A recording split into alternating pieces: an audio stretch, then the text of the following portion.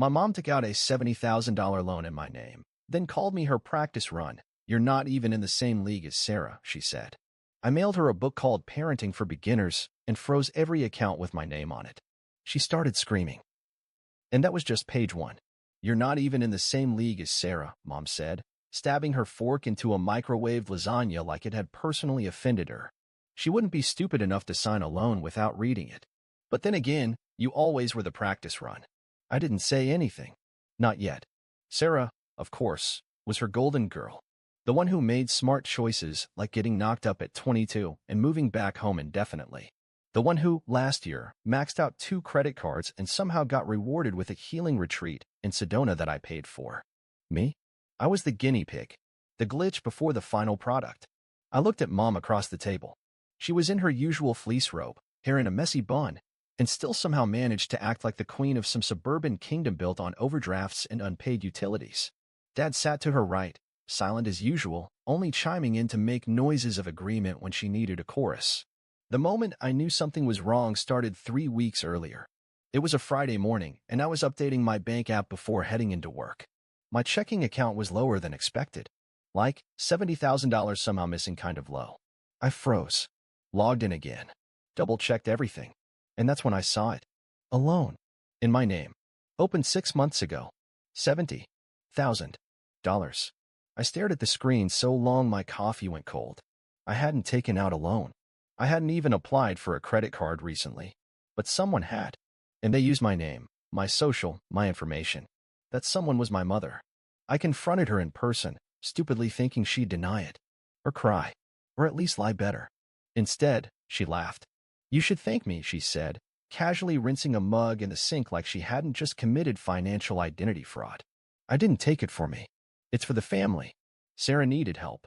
You know how hard it's been for her. Help? I repeated, barely holding it together. With what?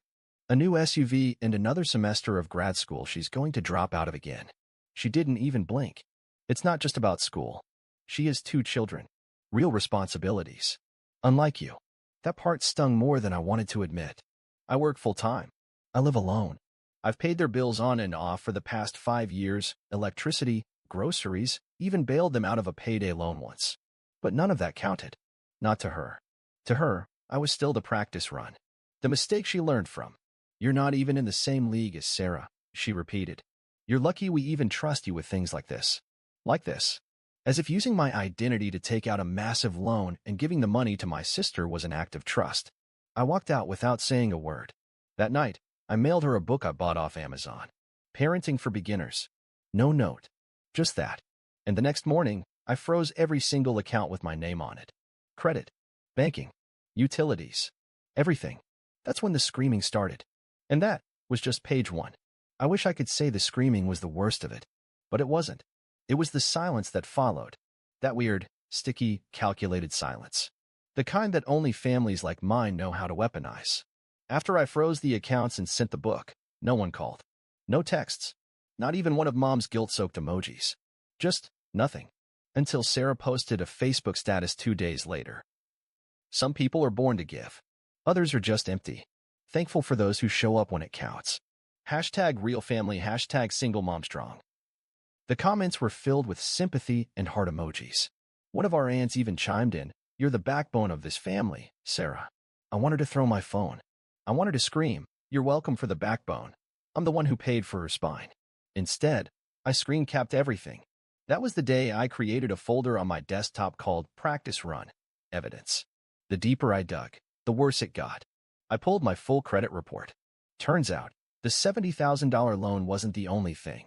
There was also a store credit line opened in my name a year ago. Electronics. Furniture. A flat screen. Delivered to Mom and Dad's address. I called the store and pretended to be my father. Said I was doing a family audit. The woman on the phone laughed and said, "Oh yeah, we love working with your wife. She's always so sweet." Sweet. Right. The same woman who once told me at 17, if we hadn't had you so young, we might have actually lived. But it wasn't just the money. It was how they all expected me to keep going. The week after the account freeze, my dad texted me. "Your mother's not doing well. Maybe you could help with Sarah's car payment this month? She's stressed." As if I hadn't just discovered he co-signed my name on two of his failed business ventures, one of which was currently in collections. I replied with a single word. No. 10 minutes later, I got added back into the family group chat, a place I'd left months ago. The name had been changed to Family Real Ones Only. The first message? From Sarah. Don't forget Mom's birthday dinner is next weekend. RSVP only. Dad's covering the bill since some people are too busy protecting themselves. They were taunting me, mocking me for protecting myself from their crimes. I stared at the screen and thought, this is war. But the real explosion didn't come until the screenshots. You see, I wasn't the only one they underestimated. One night, I got a message request on Instagram from a girl named Elise. Hey, you don't know me, but I used to date your cousin Tyler. I saw your mom's Facebook post about family betrayal, and I just wanted to say I believe you. We ended up talking for hours. Elise had spent a year in our family orbit. She told me things I hadn't even known. Like how Sarah once said, he's just a paycheck with a mouth. If he didn't complain so much, we'd be in Aspen every winter. Or how Mom had bragged, literally bragged, that she used my credit to get the house through the refinancing slump. She said you didn't mind, Elise said gently. She made it sound like you were okay with being used. I wasn't. And now, I was done pretending I was. That's when I went back to the hard drive. Years ago, I'd scanned everything. Emails, statements, screenshots, even old voicemails. There it was, a recording of Mom laughing with Aunt Denise. Oh, he'll do it. He always does. That's the benefit of having a tester kid. You get all the bugs out early. Sarah's lucky we had him first. I felt something break. Something old. Something heavy. That night, I printed the transcript. Put it in a manila folder. Labeled it Exhibit A Tester Kid. Then came the final straw. I got a notification that someone had tried to log into my student loan account. Sarah. How did I know? Because she tried to reset the password, and the recovery email was mine. She was still trying to get more money. Still mining. Still squeezing. Still assuming I'd stay silent because that's what the practice run does. But not anymore. The next morning, I booked a dinner reservation. A neutral place. A public place. I sent the invite to my parents. Just them. Not Sarah. Message attached. Let's talk. One last time. But you'll want to bring a lawyer. They showed up 15 minutes late. Not because of traffic. Not because they were busy. Because they wanted me to wait. Power play. Delay dominance. Mom's specialty. She walked in first, wearing her smug little, let's pretend I'm the victim smile. Dad followed, quiet, tense, like he knew something was coming but didn't know how bad it was going to be. They sat down across from me in the booth. A cheap Italian place with fake ivy and Sinatra playing overhead. But I picked it on purpose. This was going to be a funeral. Might as well serve pasta. So what is this about? Mom asked, like I was wasting their time. You couldn't just call? I didn't answer. Instead, I slid a folder across the table, neatly labeled Family Fraud, Volume 1. She raised an eyebrow. Dad didn't touch it. I know about the loan, I said. The one in my name. I know about the second one too. The fake address. The falsified employment history. The co-signed application with my social security number. Dad shifted. I leaned in. And I know about the phone call Sarah made last week. To the loan company. Pretending to be me. Mom blinked. Slowly. That's when I pulled out my phone. Hit play. A crackling recording played from the speaker. Yes, I'm Jacob. Date of birth January 14th, 1993. I lost access to my portal. Can we reset the password? That wasn't my voice. But it was my sister's cadence. Her tone. Her fake customer service voice she always used to manipulate people. Mom lunged forward and snatched the phone like she could erase it with a swipe. This is illegal, she hissed. No, I said, loud enough for nearby tables to glance over. What you did is illegal. This is insurance. Dad tried to play mediator. You don't understand how hard it's been. Sarah's struggling. We were just trying to keep things stable. Stable? I laughed. You used my identity to fund a fantasy and an online MBA she never finished. That's when I pulled out the second file. Screenshots, emails, voicemails, and one more thing. A printed bank statement. It showed the loan deposit, and 3 weeks later, a $22,000 payment for a down payment on a Tesla. Tell me again how Sarah's kids needed food, I said. Because the only thing I see here is leather seats and self-driving entitlement. Then came the final blow. I reached into my bag and pulled out a small box. placed it gently on the table. Dad looked confused. Mom didn't touch it. So I opened it. Inside was a USB drive. And next to it, a printed screenshot. An edited photo posted on Sarah's Instagram. Blessed to be surrounded by those who matter most. In the photo, Mom, Dad, Sarah, her boyfriend, the kids. My name was tagged, but I wasn't even in the photo. They'd added the tag to make it look like I was part of it. I flipped the page. Next photo, a copy of my birth certificate, with one phrase circled in red. Unwed mother. I looked at Mom. Did you tell Sarah I wasn't Dad's kid? Is that why I'm the practice run? Because I was never supposed to exist. The air left the table like someone had cracked a window. Mom didn't deny it. She didn't say anything. Dad looked at her like she just dropped a grenade in his lap. You told me, he started. I told you enough, she snapped. It doesn't change anything. He's still your son. You still raised him. My hands were shaking. Not from fear. From rage. You didn't raise me, I said, voice low. You trained me. Like a dog. To fetch, to sit, to hand over my wallet. That's when the door opened behind them, and someone walked in. A woman in a gray blazer. Clean, composed. Clipboard in hand. Her name was Nora, and she was the fraud investigator from the loan company. I stood up and waved her over. Mom's eyes went wide. Dad looked like he'd swallowed glass. She's not supposed to be here, Mom whispered. No, I said. She's supposed to be in court, but she agreed to take 5 minutes out of her day to tell you exactly what's going to happen next. Nora sat down, opened the folder in her hand. This account, she said, tapping the first page, is under federal review due to identity misuse, false documentation, and unauthorized access.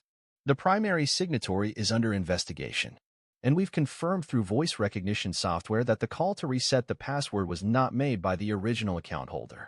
Mom's mouth opened, but Nora kept going. The IRS has also been notified. Silence. You can't do this, Dad finally muttered. I smiled. I'm not doing it.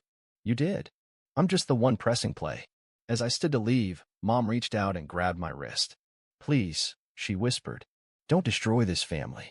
I leaned in, cold and calm. This family destroyed itself the second you called me a practice run. You should have known. Trials have consequences. Then I turned and walked away. Behind me, I heard the click of Nora's pen and the soft rustle of panic. 3 days after the dinner, I went live on TikTok. Not to vent, not to cry, to document. The video was simple, me sitting in my living room, holding the manila folder marked Family Fraud. I didn't raise my voice. I didn't dramatize. I just laid it out. $70,000 loan in my name. Another $12,000 in revolving credit lines I never touched. Screenshots of texts where my sister called me a walking wallet. Edited audio she created to make it seem like I threatened her. A line from my mom's voicemail. You owe us for everything we gave you, including life. That line hit the algorithm like fire in a dry forest. Within 24 hours, the video had 1.4 million views. Then I dropped part 2. This one? Way more surgical. I walked people through a PowerPoint, no joke, titled Practice Run, a Case Study in Inherited Dysfunction. It had slides, charts, receipts. I ended it with, you don't get to use me, ruin my credit, fake forgiveness, and then scream family like it's a shield. I'm not a son. I was your safety net. And I've cut the rope. That's when the comments exploded. People stitched it. Therapists reacted. A podcast invited me to speak. Even a financial abuse nonprofit DM'd me asking if they could share the story. I said yes. Because finally, my voice was louder than theirs. Sarah posted her own video 2 days later. A shaky iPhone clip, half-whispered, with tear-streaked cheeks and dramatic sighs. She said I was lying. That the family was traumatized by my betrayal. That I used social media to destroy lives. She said, he's doing this for attention. That's all he's ever wanted. I replied with exactly one clip. From her own voice memo, taken off the hard drive she forgot to erase. Honestly, if he found out, I'd just cry and say Mom made me do it. Works every time. I added a caption. How's that working out this time? 10 million views. Meanwhile, I wasn't just making noise, I was rebuilding my life. I hired a lawyer and legally reversed every fraudulent account. My credit? Unfrozen. My name? Cleared. The loan company sent Mom and Sarah a letter confirming the debt now sat squarely on them. And I posted a short clip of me reading that line aloud, smiling. Congratulations, you're finally independent. But the best part? The job offer. A cybersecurity firm, one of the biggest in the country, emailed me after seeing the story. They said, anyone who can do what you just did, under that kind of pressure, should be working for us. I signed the contract 2 weeks later. Remote. 6 figures. Full benefits. First paycheck? I framed it. Caption on the frame. Trial passed. And the family? Oh, they didn't take it quietly. Aunt Lisa posted a Facebook status. It's disturbing how people will sell out their own blood for views. Uncle Dave commented, we need to go back to the days when kids respected their parents. But the silence from the others was deafening. One cousin sent me a DM. Just so you know, I always saw it. What they did. I just didn't know how to speak up. Too late now. The truth was a wildfire, and it had burned every mask in the family closet. 3 weeks after everything broke, I got a certified letter in the mail. From my parents. Inside, a typed letter full of pseudo-legal language accusing me of emotional defamation and demanding I remove all defamatory content. At the bottom, in shaky handwriting, my mom had scrawled, please stop. You're ruining everything. I didn't reply. Instead, I did what I'd been dying to do since this all began. I printed one for myself as a reminder. One hoodie. Black. Bold white lettering across the chest. Practice run. Under it, in small print. Passed with distinction. Orders rolled in. Hundreds. Then thousands. It wasn't about money. It was about message. Because for every one of me, the firstborn fixer, the used, the ghost, there were 100 more out there watching in silence. Until now. The final nail? I bought the domain name. Made it a simple site. My story, the evidence, the timeline. But also, links to credit protection resources. Steps for checking your own identity theft. Tips for recognizing family manipulation. It wasn't revenge anymore. It was a guidebook. And on the front page, I wrote one sentence that still gives me chills. They made me the practice kid, but I made it out of the lab. It started with a knock. Not loud. Not threatening. Just casual. Like the kind of knock someone uses when they think they're still allowed in. I opened the door, and there stood Sarah. No camera. No fake tears. No filters. Just her, plain hoodie, dead eyes, holding a USB stick. I need to show you something, she said. I should have slammed the door. I didn't. Not because I forgave her, I didn't. But because something in her face was off. She looked scared. Not guilty. Terrified. She walked in slowly, sat down at the edge of my couch like the furniture would bite her. I didn't offer coffee. Or forgiveness. Just silence. Then she whispered, you were never the practice run. I laughed hard. Really?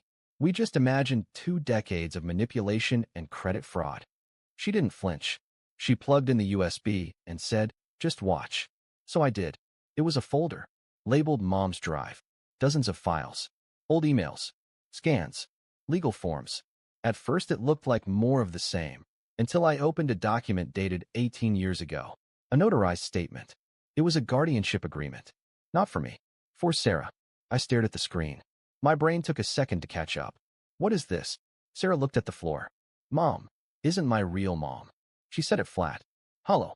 Like a truth she'd carried so long it no longer hurt. Just rotted. I was adopted. Not legally. Quietly. Mom's older sister had me in another state. Gave me up.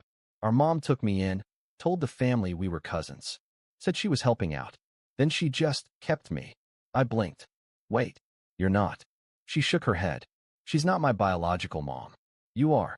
Silence. Not just in the room, in my head. Time stopped. What? Sarah looked at me. Her eyes, blue, like mine. Her fingers, curled the same way mine do when nervous. She whispered, I did the DNA test last year. After everything. I thought maybe I was adopted or something. I was. But not by strangers. I stood up. My legs were shaking. She kept talking. Mom had you when she was 17. Then her parents took you. Raised you like their own. She was forced to act like your sister. Then she had me at 24. And the same cycle started. Only this time, she kept me. But she never forgave you for existing. She hated you because you were the reminder. The stain. The trial she failed. And me? I was her second chance. My world cracked. I was never the practice run. I was the truth she buried. Sarah took a breath. I'm not here to ask for anything. I just needed you to know. Before it all falls apart. I didn't ask what she meant. I didn't need to. Because the next morning, my phone buzzed. Local news station. Breaking. Former social worker and loan officer under investigation for identity theft, tax fraud, and unlawful guardianship practices. There was a photo. Mom, being escorted out of a courthouse. Turns out, the same social worker who helped process my fake school loans had also lost records back in the 90s. She and Mom had a deal, silence in exchange for kickbacks. But it didn't hold up. Because truth doesn't need an army. It just needs one survivor who refuses to shut up. I didn't visit her. I didn't write. I didn't send a message.